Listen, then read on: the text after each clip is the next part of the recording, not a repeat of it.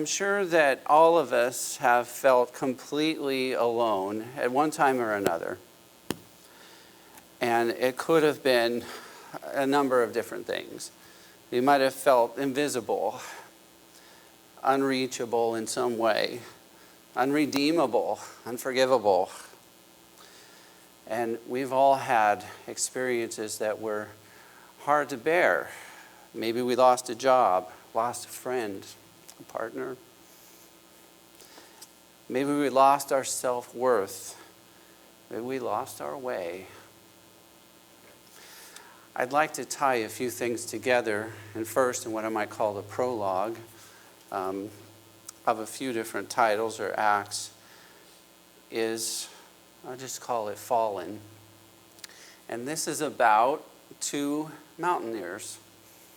This is back in 1985, and two young British mountaineers went to South America, and their goal was to climb the west face of a 21,000-foot peak that had not yet been climbed. And so you can imagine, it's far away. Just getting there is a chore in itself and a challenge. And then they have this death-defying thing they're going to try to do together. And they did. They climbed to the top of this peak. But in mountaineering, things tend to happen on the way down. And so this is also the case. Their supplies were running low, and they were trying to head down. And the older of the two, Joe Simpson, he was climbing down, what did they call it? Anyway, it was made of ice, right? A cornice. He's climbing down a cornice made of ice. Now he's still roped and everything, but with spikes on his boots and axes in his hands, and he's tethered and everything. The ice broke, and he fell. And the rope caught him, but it did not stop him from shattering his right lower leg completely. So he's 20-some thousand feet above sea level now, and he's got one less leg to work with. It's not good. Going down was going to be hard anyway, for this very reason, that it's very technical. And in places like where they were, there's nothing that's really stable. Everything's always changing. The weather comes in. The conditions change. The snow is different from year to year, from season to season. You never know what you're going to get. But he was hanging, swinging about 4,500 feet above nothing. And his partner, Simon Yates, was able to help coil him in and haul him in to temporary safety. Joe was 25 and Simon 21. So Joe got to a place where he wasn't hanging anymore, and they talked about what they were going to try to do. They had enough fuel to melt a little water and to cook the last of their food. And they did that, and then they decided that Simon would try to lower Joe down a little at a time while he was anchored above him. And so they had a system that, although arduous, it was working. And little by little, Simon lowered Joe down. But when Simon would get to the end of his slack, Joe would have to unweight the rope. So he had to have something to stand on. And then Joe would down climb, and they do it again. So he did that lots of times, and they went down some 3,000 feet or more like that, little by little. But it took a long time, and they ran out of day. So they climbed down through the night. And not only did they run out of day, they ran out of weather. The storm started to come in, and it was freezing. It was sleeting. And Simon continued to lower Joe down. Only he came to the end of the rope, and Joe's weight was still on it. It was dark, and Joe was over the edge of something again, and Simon couldn't see, and they couldn't talk to each other. They couldn't hear each other. Simon had no idea what was going on, what Joe was doing. Why wasn't he able to hang on to something? Because he couldn't pull him back up this time. And he felt his weight pulling him down. And he was trying at least to hold on, to figure out what to do. Maybe Joe could get back up the rope part of the way and anchor himself somewhere. And he waited and held on for some 90 minutes. Can you imagine? It felt like 90 years. And then, exhausted and losing his anchor, he did what no climber would ever do. He cut the rope and let his friend fall. And then he managed to climb down further, and he found himself at the bottom of what Joe was hanging from. There was no way they had enough rope for them both to get down. There was no way he could have gotten Joe down to the glacier safely. But he still bared the responsibility of cutting the rope. And so, as best as he could, he made his way to the place where he thought Joe had fallen. And in that place was a crevasse. It was a deep crack in the glacier. And these swallow people up. There are lots of mountaineers in ice cracks up there. They never get found. And so he went to the edge of the abyss, of the void, if you want to call it that. And he looked down and he yelled down and he called for Joe. And Joe did not respond. And he called and he called and he waited. But Joe never answered. And so Simon left. Joe incomprehensibly did not die. He fell at least 200 feet. And he fell from the cliff into the crevasse and somehow landed on a small ledge above more crevasse, more void. And so at some point he woke up, and the rope was still connected to him, and it was going up out of the crevasse, and he thought, oh, Simon must have fallen. Simon must be dead. So he began to coil the rope down, as he knew that at some point it would go taut, and that would be the weight of Simon's body. And he kept pulling and pulling and coiling it in. And then it all came down at once. And he saw that the end of the rope was cut. And he thought,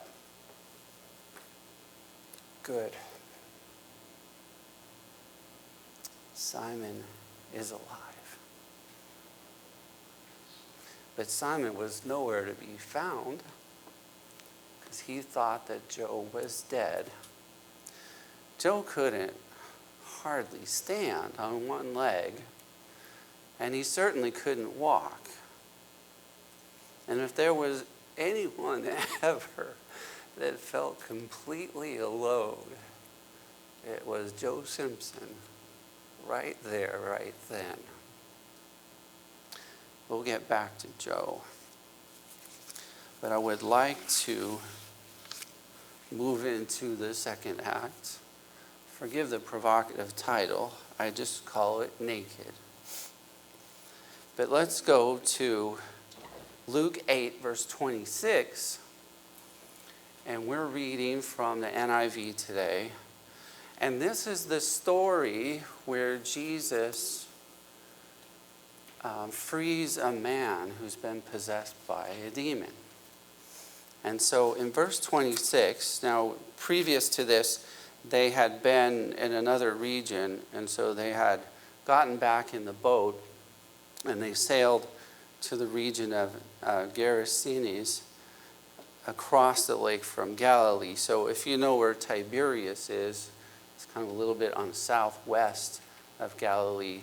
This is kind of on the southeast of Galilee. And it's a group of communities, or at least it was then. And so verse 27, Jesus stepped ashore. He was met by a demon-possessed man from the town. And for a long time, this man had not worn clothes or lived in a house, but had lived in the tombs. I remember, if you've seen the first Terminator movie, Arnold Schwarzenegger, he's transported as some sort of, wants to end humanity. So he's transported from the future. He's really a machine. But he's transported in the buff, right? And they show little glimpses to just, so he's in the buff. And he's walking down the street, and these three guys are looking at him, and one of them says, hey, what's wrong with this picture? Right? He's got no clothes. So he walks up to them and says, forgive me for the bad imitation. Your clothes, give them to me, right? Give me your clothes. Well, he takes their clothes. The point being, the first thing we notice, no clothes, right? But the thing that was probably most important was that he was possessed, right? In verse 28, when he saw Jesus, he cried out and fell at his feet, shouting at the top of his voice, "What do you want with me, Jesus, Son of the Most High God? I beg you, don't torture me." For Jesus had commanded the impure spirit to come out of the man. Many times it had seized him, and though he was chained hand and foot and kept under guard, he had broken his chains and had been driven by the demon into solitary places. So in some way, he is alone, unreachable, kind of like Joe Simpson. Mountaineers have egos about as big as the things they climb. I mean, they're sort of superhuman, right? Tough as nails, headstrong. They can survive a week out in the wilderness in their underwear with a half a pack of Tic Tacs. That's pretty much true. They're kind of demigods. There's only two things that can harm them, and that's gravity and cold. So Joe was experiencing both of these.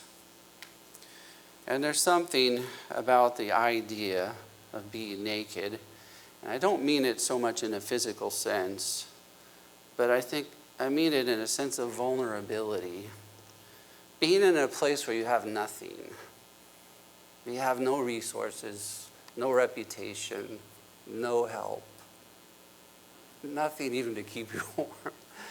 That's pretty alone, isn't it? So we move into the next section. I'm going to call this Legion. In verse 30, Jesus asked him, "What is your name?" "Legion," he replied, because many demons had gone into him, and they begged Jesus repeatedly not to order them to go into the abyss. Some common imagery here. What is the abyss? You know, God created everything. Maybe there's a place where there's nothing. Maybe this is the most horrible place anybody or thing could ever be. The Roman legion, I'm just going to read this. It's from the Encyclopedia Britannica.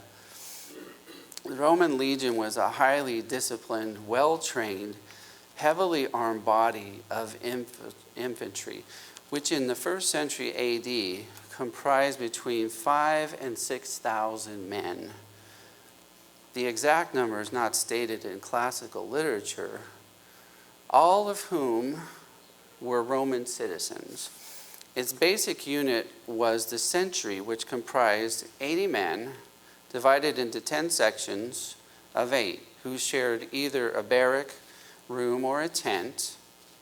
6 centuries of 80 centuries, meaning the company or group of 80 men formed a cohort, and 10 cohorts made up a legion. 9 of the cohorts were divided into 6 centuries.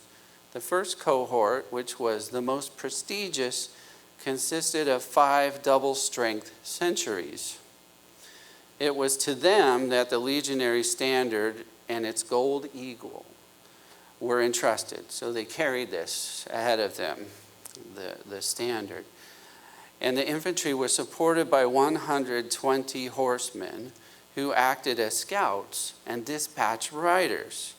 The total nominal strength of the legion, therefore, was approximately 5,240 men, which further was supported by lighter armed auxiliaries and cavalry, as well as specialized forces such as archers and slingers, who were recruited from the provinces and local tribes. The point is, legion is a big, bad thing, right? And so these demons called themselves legion. It's kind of interesting that Jesus asked, "What is your name?" I think he knew. Didn't he know all of the fallen angels by name? I'm sure he did. But he asked him. And going back to verse 31, and they begged Jesus repeatedly not to order them to go into the abyss. This big bad war machine in the spiritual realm was terrified of Jesus. Isn't that something? I mean, the man who was possessed by them was so scary that he couldn't be allowed to be in the community. Not even in the wilderness areas, but in the cemetery. It's the only place he could be because it was that scary. And when Jesus stepped on the shore, these demons inside of him crumpled, disintegrated. Not so tough. I want to go to Matthew 26, verse 53. Jesus says to Pilate, right, "Do you think I cannot call on my Father, and he will at once put at my disposal more than 12 legions of angels?" That's how big and bad Jesus can be. And so let's continue. Pretty amazing, huh? Pretty scary even if they're on your side. Verse 32. A large herd of pigs was feeding there on a hillside. The demons begged Jesus to let them go into the pigs, and he gave them permission.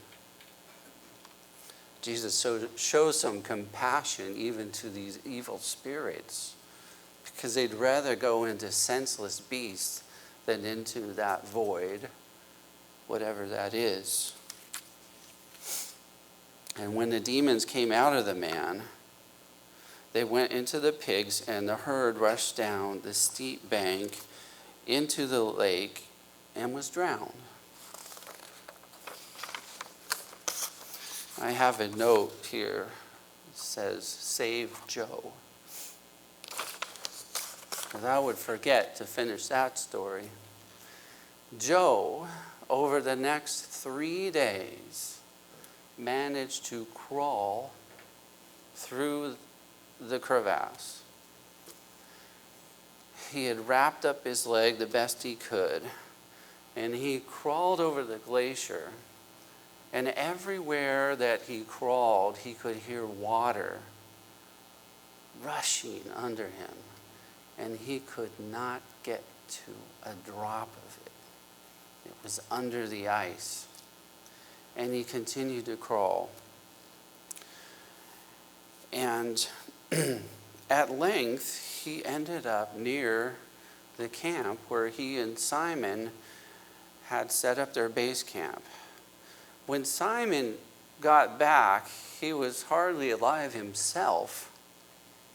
And so the guides that brought them to the area, they sort of stayed there and they recuperated for a while. And so their plan was to leave the next morning. And so a wind came up, and the guide heard a ghostly voice, a howling in the wind, and it scared him. And so he went to Simon and woke him up, and he said, "I think there's a spirit out there." So Simon woke up. He knew instantly it was Joe. So they went up the gully and they found Joe broken, barely alive. And they managed to get him home and safe. What happened after, of course, was still quite traumatic for both of them. Joe had forgiven Simon for leaving him. In fact, he told him, "That's the only thing you could do. I would rather you live than both of us die. And look here, both of us are alive, amazingly." But the climbing community is not so forgiving. So Joe is a hero. Simon got thrown into the void as an outcast.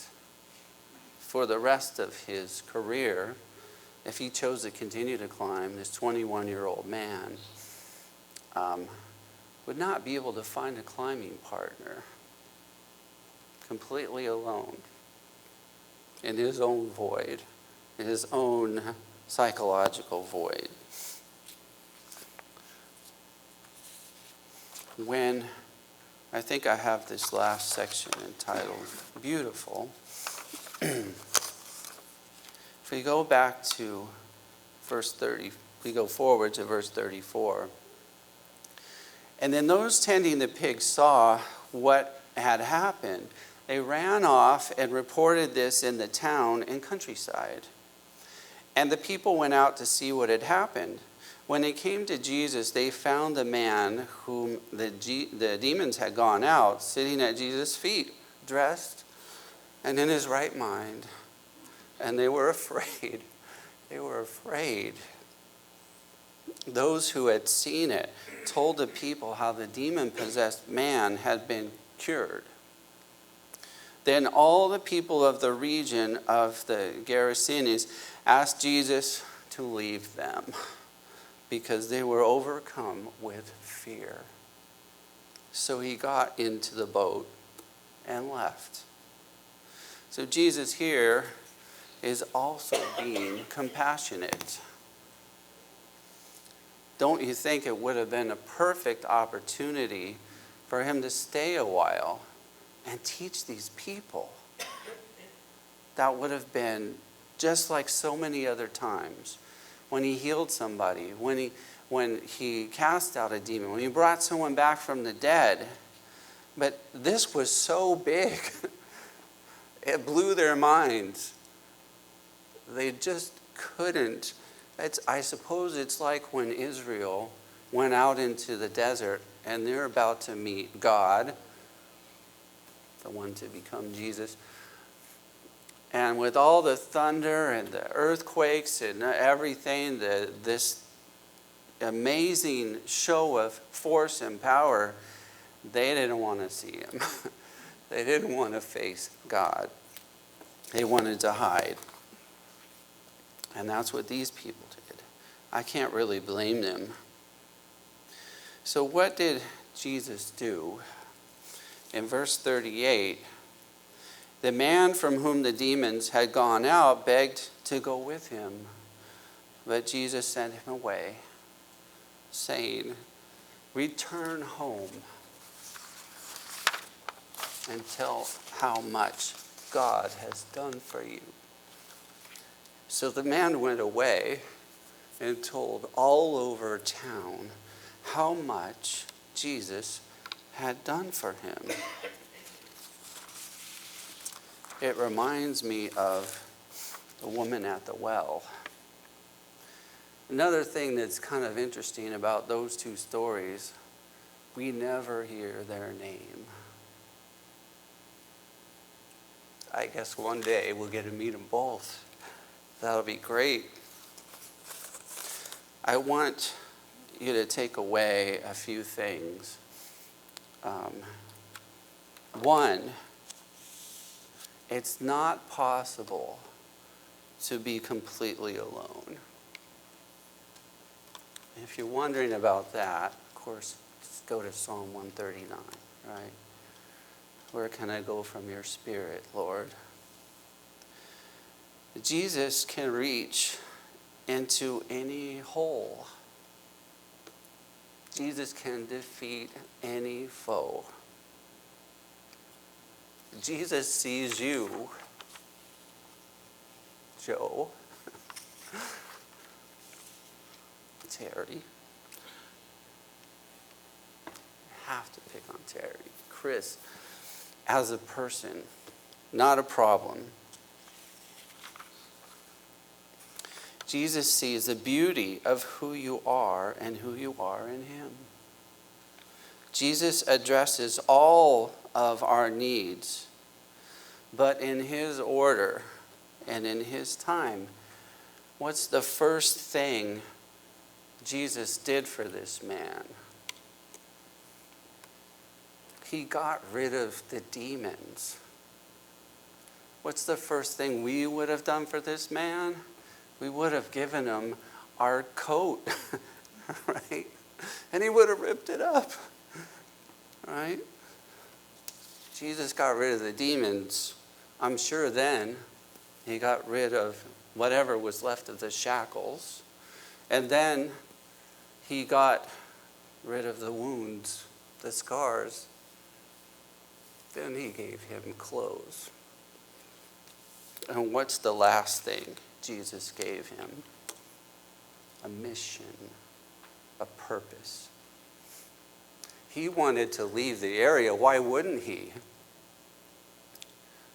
But Jesus worked out the response of the people there who knew him and who were afraid of Jesus and said, "No, your work is here. You need to tell them what happened. And you need to tell them that the power of God can set anybody free from anything. And that's what he did. For the past few weeks, I've had this desire to write something. And there's something else I wrote a while back that didn't really have a place to land. And I found that this story kind of allows me to put them both together. But the first part I mentioned, it's something for you. It's something that I realized, it's something we all feel. It's something that I've felt. And that was, it's hard to connect with the way God sees us. We see ourselves in a certain way. We see each other in a certain way. But I remember thinking, because I've always been a shy person, and I've always been insecure, and especially in high school, times that by who knows what, right? I remember thinking one time,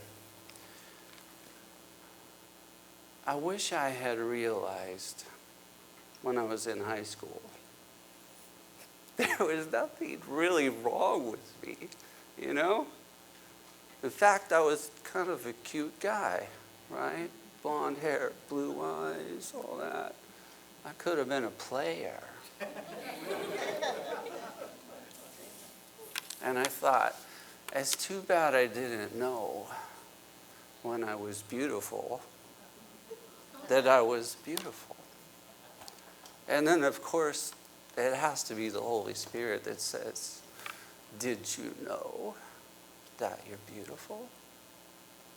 Did you know that you're beautiful? Like now? So that's what I'd like to share with you.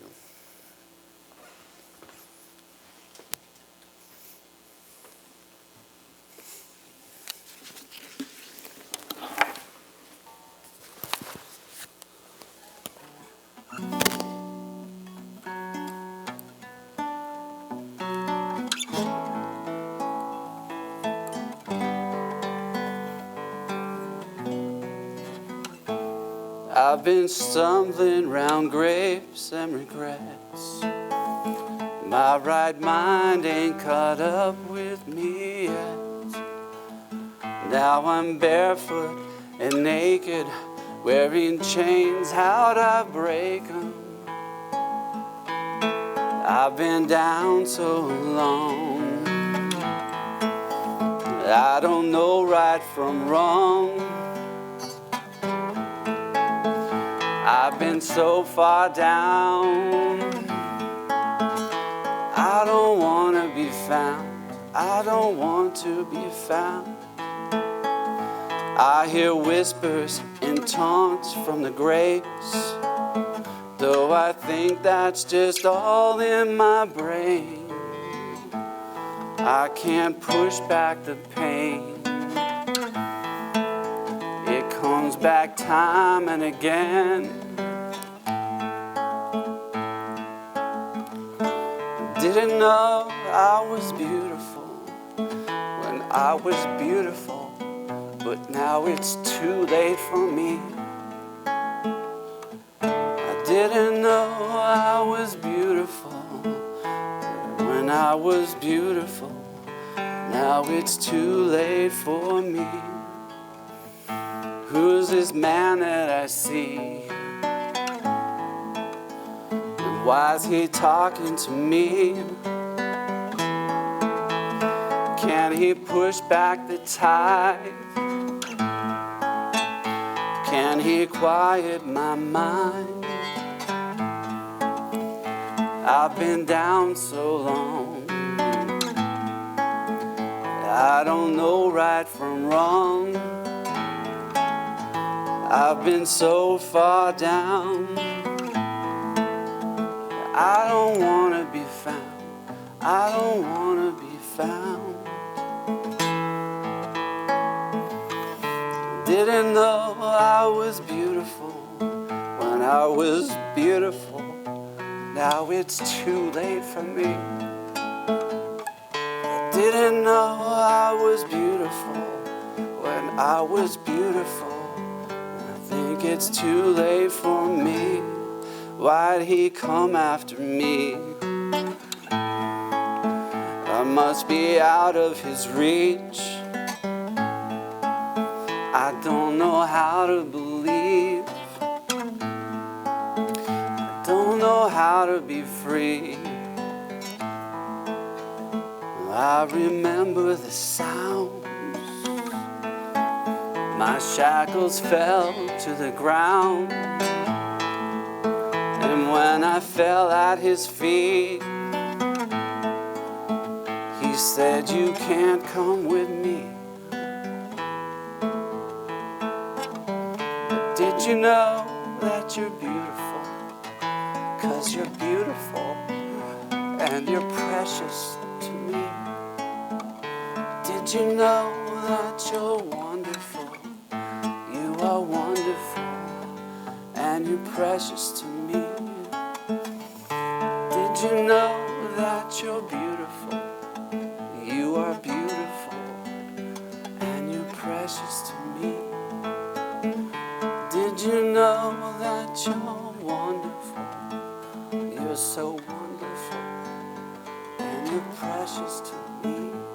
You are beautiful.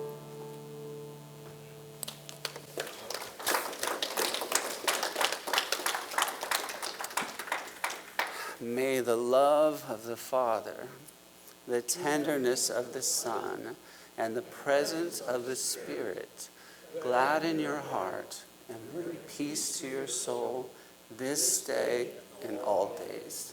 Amen.